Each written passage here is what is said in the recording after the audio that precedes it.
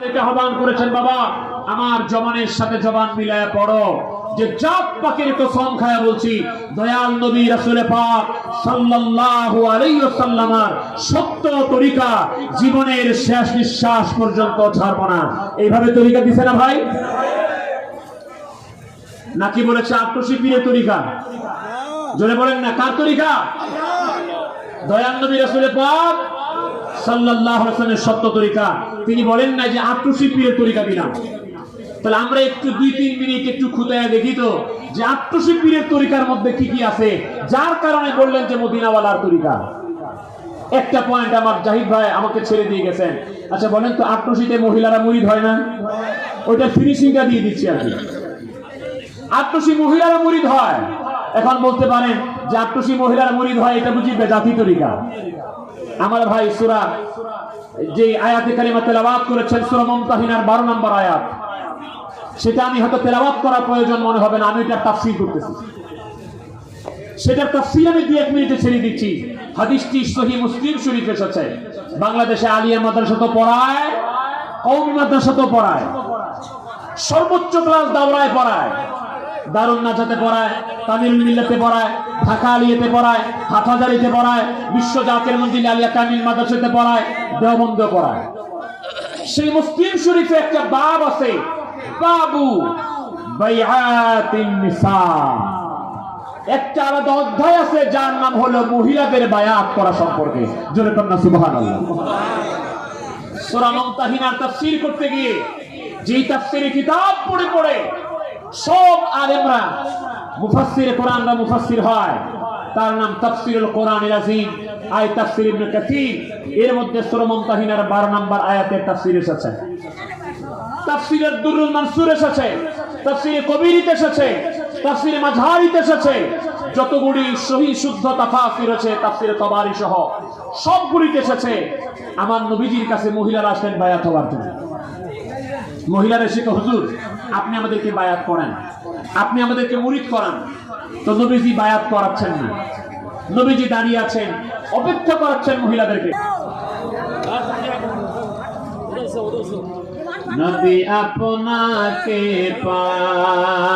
পাইবার আসে,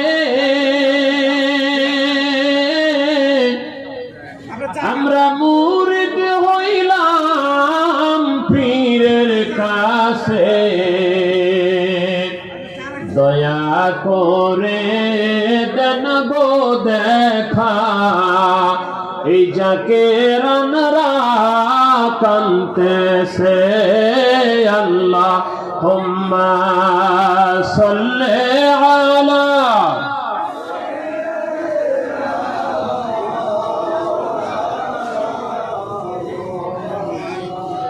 ওয়া আলা আলি সাইয়্যিদিনা।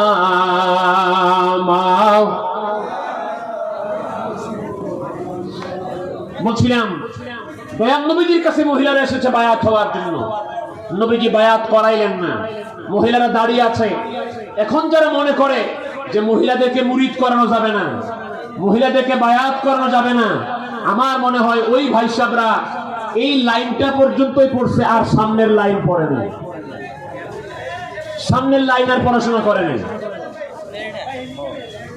আমার নবীজি দাঁড়িয়ে আছেন, মহিলাদেরকে বায়াত করাচ্ছেন না, মুরিদ করাচ্ছেন না। আমার আল্লাহ পাক বললেন জিবরাইল রে, আর দেরি নয়, দেরি নয়, এই মুহূর্তে আমার নবীর উপরে সূরা মুমতাহানার 12 নম্বর আয়াত নাজিল করে দে। ইয়া আইয়ুহান নাবিয়্যু ইযা জাআকাল মুমিনাতু ইউবাই'নাক। আল্লাহ রাব্বুল আলামিন বললেন, my dear prophet,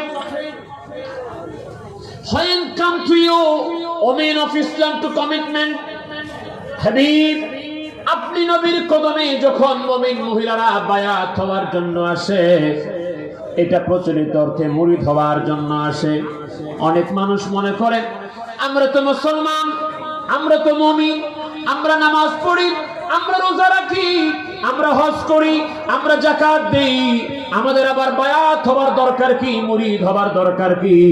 ভালো করে শুনে রাখেন, আমার আল্লাহ পাক কিন্তু এখানে বায়াতের ব্যাপারে অমুসলিম মহিলাদের কথা বলেন নাই, গায়রে মুসলিম মহিলাদের কথা বলেন নাই। আমার আল্লাহ পাক বলছেন, হাবিব আপনার কাছে যখন মুমিন মহিলারা বায়াত হবার জন্য আসবে, নবীর যুগের মহিলারা, আপনারা বলেন তো নবীর যুগের মহিলারা কি নামাজ পড়তো কি পড়তো না? পড়তেন না? তারা রোজা রাখতেন না?